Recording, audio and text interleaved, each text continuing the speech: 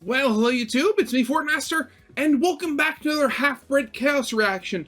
Though, something a little different than the other ones I've done reactions to, because this is a Half-Bred Chaos video that has nothing to do with Undertale or Deltarune. Or at least I say that, I hope they don't, otherwise the title really doesn't make any sense. This is Missingno Trainers Were My Gaster. So, I mean, if you've never heard of Missingno, very famous old glitch, creepypasta, whatever you want to call it, from the Pokemon franchise. I forget which of the early Pokemons it was, but there was a certain thing you could do where you could basically catch a non-existent Pokemon that didn't exist, as without a name, without a number, without a level, just all sort of weird things, and when you tried to catch it, you know, things would inevitably break because it's a glitch. And, I'm going to assume that this is from, you know, a section of time when, you know, Half-Bred Chaos was trying to, you know, spread out, as, you know, most creators try to do at one point or another. I remember them talking about this in one of the reactions I did to their videos a while ago. I finally, you know, I was looking through my list of stuff that I've been meaning to do reactions to, and I came across this again and said, oh yeah, I wanted to watch that, let's get into it. So, I mean, besides, you know, the whole thing with Missingno not being technically a Pokemon and, you know, the whole mystery and stuff that surrounded it for a long time before the internet became so widespread, were my Gaster. So I'm gonna guess this was talking specifically about how this was Half-Bred Chaos's, like Missingno was Half-Bred Chaos's sort of white whale for a while. But other than that, don't really know what's going to happen. So, yeah, I guess we should probably get into this. So, yeah, of course, as always, original videos linked in the description if you haven't seen it yet for some reason. Corner video linked to my Let's Play of the day. And yeah, with all that out of the way, let's get this thing started then, shall we? Oh, that's some loud music. Howdy. I want to take you back, way back, before data miners could screenshot the code, before players could make videos of the fun events, before Pokemon existed, Celebi. and even before the internet took over our lives. Back in those days, games were played in arcades, and everything you'd ever learn of them had to be spread by word of mouth. So when data miners or glitch abusers would find Easter eggs, or dummied out content, the rumors would get distorted and exaggerated as they circulated amongst the fandom. Oh God, those were the there's an unused days. sprite in the game's code, to there's a 1 in a million chance you'll see an F4 Phantom and Zivius that's worth a ton of points. That sort of fan-generated excitement, born within the shadows of unused code, inspired young Satoshi Tajiri, so much so that when he grew up and created Pokemon, he decided to sneak a secret, extra Pokemon into the game's code. This is the story of Mew, as I've heard it told from Did You Know Gaming, who appears to have sourced it from the very rare Japanese exclusive Pocket Monsters Encyclopedia. Apparently, although Mew was given full sprites, stats, movesets, and Pokédex entries, it was never intended to actually appear in the game, and was initially discovered via glitch. And as you might imagine, this incredible discovery stirred up the imagination and excitement of children all across the country. As a result, Pokemon sales shot through the roof. You could even say that the excitement drummed up from this hidden character was what allowed Pokemon to become the global phenomenon we still know to this day. But in those days, the internet was in its infancy, and we were entirely without Google Translate, YouTube, or any of the countless resources we take for granted now. So while the knowledge of a glitch that would summon Mew did reach American shores, the actual specifics of how to do it never managed to catch on. In our quest to figure it out, we began to try absurd tactics, like trying to break into Bill's backyard, or to perform an elaborate series of steps just to use strength to look under this truck. And in our desperation to catch a glimpse of that legend, we instead discovered the secrets to summoning something much, much worse. Unlike the Mew glitch and many other video game glitches, the eldritch terror known as Missingno is actually rather simple to call forth. There are no frame-perfect inputs, and no pixel-precise movements. Like a ghost or a demon, you need only follow a very simple ritual. Talk to this old man, ask him how to catch Pokemon, surf on Discoast, and from the dark depths of the sea, he arises. But like a deal with the devil, there are certain unavoidable consequences for summoning this beast. He corrupts your Hall of Fame data the moment you summon him, and his attack stat is terrifyingly high. But should you survive the encounter, you'll find he's left a little gift in your inventory. An eerie mark over the 6th item, which is now multiplied out of control, far past the normal item cap, all without ever touching a cheating device. Remember, in these days, there was no online trading, no Pokemon breeding, and no EV super training, and thus there was no sane way to power up your pokes. TMs could only be used once before permanently vanishing, so unless you had 2 copies of the game and 2 Game Boys and a link cable that actually works, there was no way to teach a move to more than 1 Pokemon at a time. So this power, the power to replicate Master Balls, TMs, rare candies, and vitamins, was incredibly useful, causing some to nickname Missingno the Poke God. It was such a big deal. There were honest-to-God, officially licensed Pokemon strategy guides with pages dedicated to Missingno. But like yin and yang, there were also rumors of Missingno having an even more dangerous impact on your game. Tales of him deleting your save file, corrupting your other Pokemon, and even a few of those classic creepypasta stories. You know the drill, kids claiming he'd eat your soul or whatever. I always found glitches in games to be kind of unsettling, but at the time, I had 4 other siblings who happily walked me through the process, so I had grown comfortable calling upon this beast, and happily did so to fulfill my every childlike desire. Oh, God. Just hearing about all this stuff. I mean, I know, like, I'm a little too young to have been of this generation. Like, I was born in 1995. My first Pokemon game was was Ruby Red, and my first 2 games were Ruby and Fire Red on the Game Boy. I had the Game Boy SP, the one that folded in half, had it go through the washer at least once and still work, even though nowadays I have no idea where it ended up. Oh, God. And you want to know how hopeless I was? When I first got Pokemon Ruby, I ended up playing the first hour of the game probably about 6 times in a row after I got it for my birthday once, because at that point, I had never really had that much experience with video games, and I didn't know what saving was, so I ended up just playing, and then I'd turn off the game to either have dinner or something like that. And then when I went back to the game, all my data was gone. So I did that multiple times before we'd have to go up north to my cousin's house for Thanksgiving. My cousin being born during the same month in October. And he also had a Game Boy. He had the regular Game Boy Advance, the one that was the short, wide one. And he was the one that told me, oh, you have to actually save to play the game. Yeah, stuff like this. Maybe it was just because I didn't ask or talk or really just look for that kind of stuff when I was younger, but I had never heard of this stuff. Like, I had never even heard of Missingno until, like, YouTube started becoming a thing. And by then, I had kind of gotten past, like, Pokemon. Like, I still got, like, the Pokemon games when they came out, but, like, I wasn't obsessed with being, like, the absolute best. I just, wanted to beat the game. Oh, God. Yeah, I'm thinking back. I don't think I ever really, like, got into this whole culture back then. Again, maybe it was just the fact that, like, I was, like, one of the very early young generations of internet. I was on YouTube and I just watched videos and stuff like that. But, like, it was the whole thing where, again, and probably also my Asperger's, where I just never bothered to ask. Also, oh God, thinking back, the first time, and thankfully only time I've ever actually been honest to God rickrolled was when I clicked on a video on how to get Mewtwo in Super Smash Bros. Melee. And I clicked on that and oh God, the early internet was such a wonderful time. It truly was. But then my siblings grew older and began to toss aside their old copies of the game, and like an eager little lizard, I quickly snapped them up and made my way back through the games.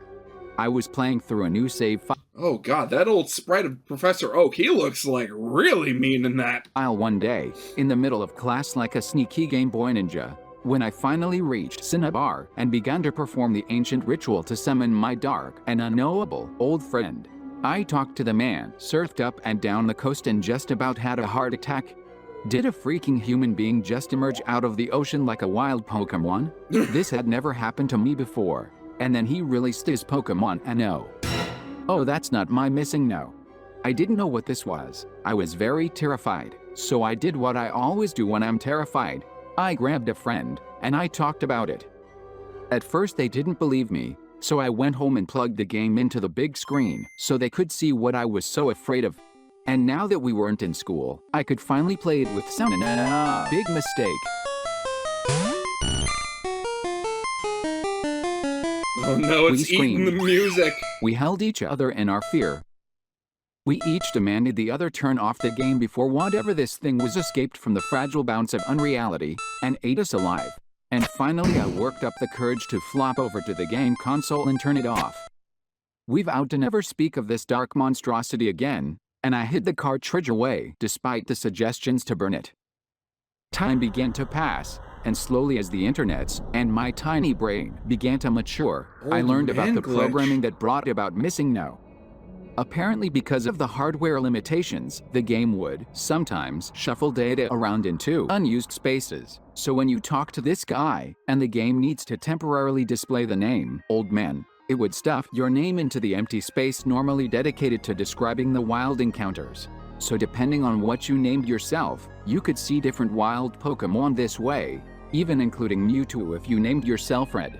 But the Missingnos were actually fairly limited. The only two that would appear this way were our classic buddy here, and this somewhat weaker variant, M-Block, unless your name was Lewis or Dexter or something, in which case, I am so sorry. But who in the heck was this guy? What is this thing? What happened to the music and why are there trainers on the coast of Cinnabar? Oh god. I swear, old school game development, when you had to work within like these limits. And I understand what I'm about to say here, and I mean no shade to, actual game developers.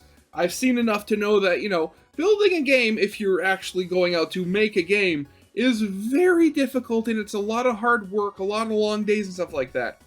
But like stuff like this, where like older games where you had to work around the limitations of the hardware so much, more than, than modern games. And you could sometimes get these super weird reactions like that, just from like the weird workarounds. And I can't help but wish that, modern game developers, or at the very least modern AAA developers, kind of focused more on that. Because you see these modern games where they have such giant and like gigantic like file sizes, and I can't help but feel that more time and effort what should be put into just to like limiting the file size of the game, making things more efficient, maybe purposely working around file at like the limitations of hardware and stuff like that, so you could potentially get stuff like this, get word of mouth, get like weird things going on with the game, so that it's basically free advertising and people buy more copies of the game so they can try to do the weird things themselves. It really is cool and just sad when you think about it. Alright, so as it turns out, some of these trainers were scrapped from the game, but since it's hard to delete game code, pieces of them stuck around, including an apparent fight against Professor Oak, and a few prototype fights for later encounters. Chief is unique here, because this name is never used in the final game, so I just happened to roll snake eyes and get the only trainer with a completely inexplicable existence. Apparently the game files suggest that he was meant to be the manager at Sylph Company, which in Japanese would be read as Sylph's chief. So that's all fine and dandy, but what in the hell is this thing? Well, it's a Missingno, alright. But not as you know him. No, it's a very different Missingno. There are actually dozens of Missingnos, each with their own terrifying sprites, cries, and effects. These bad boys can softlock your game, corrupt your Pokemon data, and even evolve into other, more horrifying Missingnos. Wowie! There's so many unique Missingnos that we actually needed to create a whole new Pokédex just to catalog all these monstrosities. Something about the concept of Missingno evolving is just absolutely terrifying to me.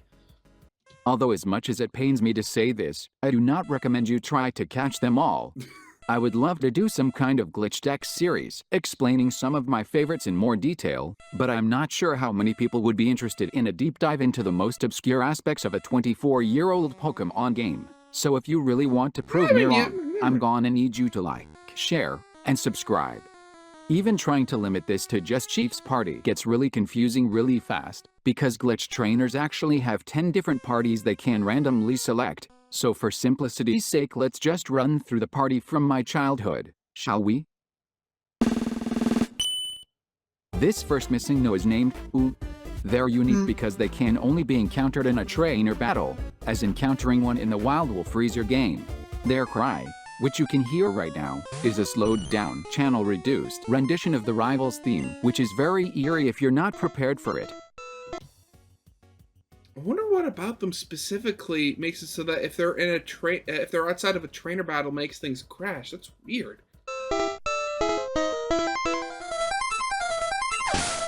But most of the threat this poses is to your sanity, as by this point in the game its stats and moveset basically resemble a low-level Sandslash at best. The next Pokemon this trainer has is commonly nicknamed Glitterino, due to its corrupted Nidorino-esque sprite. Similar to Ooh, you cannot find this one in the wild, so if you want one in your party, you're going to have to make like a Spampton and breed up some bat eggs. Its name is spaced so strangely, you actually have to press the button multiple times every time it displays, which makes fighting these things a huge pain in the asterisk. Also it has TM42, not the item TM42, not the move TM42 teaches, it is a move named TM42, which will either miss, or possibly blow up your game.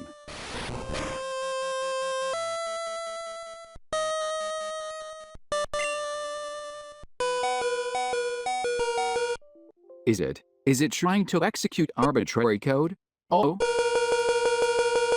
Since DM42 teaches Dream, I like to nickname this attack Game Eater. If you survive Glitterino, his third Pokemon is the classic you've come to expect. A standard Missingno. Despite being bird type, he is I love the fact that there's such a thing as a standard Missingno. Like such a thing could really possibly be a thing. Weak to fighting, but Missingno's defense is already 0, so he's basically a glass cannon anyway. The next Pokemon is N. No, not that cunt. We call this Missingno N because of the way it fills the battle screen with N's when defeated. Its cry is sing, and apparently it plays the Mount Moon theme if you view its Pokédex entry. Weird. The fifth Pokemon is a Flareon. And the final Pokemon is another Glitterino. You gotta love it. You have all these weird freaks and eldritch abominations, and then there's just Flareon, just normal Flareon. You know, I want to see a fan comic dedicated to that one normal Flareon in the Missingno party. I just want to see, like, what kind of weird adventures in existence he has. Or she, I don't know. In the first generation, Pokemon didn't have genders. And there we go. That's the fight. The first time I worked up the courage to beat this, I was shaking with fear, because here was this strange, undocumented, unpredictable thing. But the more I looked into the fight, the more I started to notice little predictable patterns to the Pokemon and their behaviors, and the less scary they became. And then I realized the reason this had scared me so much as a child wasn't because it was dangerous. It was just, I couldn't find any information on it. So I vowed, then and there, to face my fears and make a video of it. That way, if some other kid had this happen and went looking for answers, they would see my video and know that they weren't the only one, that I had seen it too, and that it was going to be okay. I was always disappointed that Nintendo never really went anywhere with this concept, but looking at the video game landscape, I do see the impact this sort of thing has had on the medium as a whole. Yeah, well, I mean, the main publishers may have not done anything with it, but everybody else certainly did. Nowadays we use glitches in our scares, we hide secret characters in our code, and we even have super rare events that only a few players will ever see. And I see some of my fellow gamers longing for the old days when secrets and Easter eggs became spooky stories whispered in the winds of a disconnected world. But personally I love the way the internet lets us really share our stories, not just with words, but with footage, sprites and even code. And I don't think I'll ever lose that wide-eyed wonder I feel whenever I find something new and strange sitting just behind the seams of my cozy little games. It's too bad Nintendo will never make any official Missingno merch though, I'd love to have some physical piece of this monstrosity from an official Nintendo licensed product. Now just imagine, you do that, and what do? They just, like, release a stuffed rectangle that's just covered in, like, black and gray pixels? I swear, to an outside observer, that would just be nuts! And now that just has me asking the question, has anybody actually made a Missingno plushie before? Oh my god, yeah, of course they have. Yeah, it's on Etsy. Double-sided, soft, 12 inches. Oh my god, yeah. So, 59? 50, almost 55 bucks! Well, I mean, I guess these are technically handmade, I mean... But still, geez. Although, I hear that there's a way to print Pokemon out using an official Game Boy printer, but I've never seen anyone try it on Missingno. And anyway, who would even still have one of those laying around, let alone one that works? Bokuda. Of course.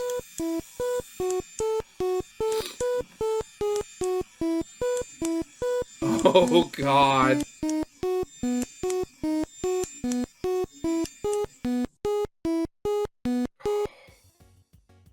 God, it's the whole thing. Like, I never had any of this stuff. I never had any of the weird accessories and stuff you could get for your Game Boys. All I had was the Game Boy SP, and that was it. And I was happy because, well, happy mostly because I didn't know there were other things available. I'll frame it. Happy birthday, Chaos Tears. Man, I haven't got 10 to think about Pokemon in months. I wonder how my favorite Pokemon YouTuber is doing. I bet he's having a blast with that new... No. We just lost Lindsay. We can't lose Suede too. For those who are unaware, Suede is an autistic YouTuber in New Zealand who got his start on Channel Awesome reviewing anime NAMVs before shifting over to Pokemon reviews. Not only is he a huge inspiration who has had a profound impact on small-time YouTubers across the world, but he is also the very first on the front lines for a whole new copyright strike war. To make a very long story short, because fair use is an American law, studios in other countries can circumvent it and get your channel nuked from existence with slap suits and... Actually, wait a second. Yeah, this was 2 years ago. I think... God, yeah, that was the thing. Like, I miss Lindsay. I still watch Nostalgia Critic, and as I try to keep up with a lot of the former Channel Awesome crew. Like, again, I watched Linkara, Dominic Noble, all those good people. As Suede, does he still do stuff? Because I think I remember hearing something about him getting his channel back. Oh, yeah. Okay, good. He is. I was right. I was right. He does, have his channel back, but it doesn't seem like he does really that much Pokemon stuff anymore. Except, there's this video that came out 8 months ago, 6 months ago. Oh, geez. Okay, never mind. What's going on here with him? Oh, he has per video going on his Patreon. Oh, okay. Oh, maybe. Okay, so that's probably it. All of his Pokemon stuff is now just on Patreon. Okay. At the moment, we have no defense against this. Their strategy for now seems to be to target smaller, anime-focused channels which don't have the massive audience and push back at larger gaming channels. But if they succeed, the legal precedent this sets could cause them to grow stronger, and soon they might be strong enough to start taking down all channels that review movies, television, or any form of media that isn't video games, at least for now. The reason they are able to get away with this is because of the variance in copyright laws between countries, and the solution for this would be for channels to use geo-blocking tools to keep their videos out of countries under the right holder's jurisdiction. But at the moment, YouTube does not allow geo-blocking for any channels unless the content is 100% under your ownership, which obviously any kind of media review or examination is not. Yeah. We need to spread the word on this, just as we did with SUPA, and where's the fair use before it? So we can press YouTube into providing protection tools now before this problem snowballs into something bigger. So please, talk about this, share Suede's video, make your own video or blog post or tweet. We need to get hashtag geoblocking for all trending, and I promise every little bit helps. Do not let them make you think you are too small to make a difference. I know firsthand how huge of an impact your souls have. So please, lighteners, we have the light. It's time we show it off. Oh god, that's the magic of watching old videos. You can see you can remember what the old what the things that were going on then were.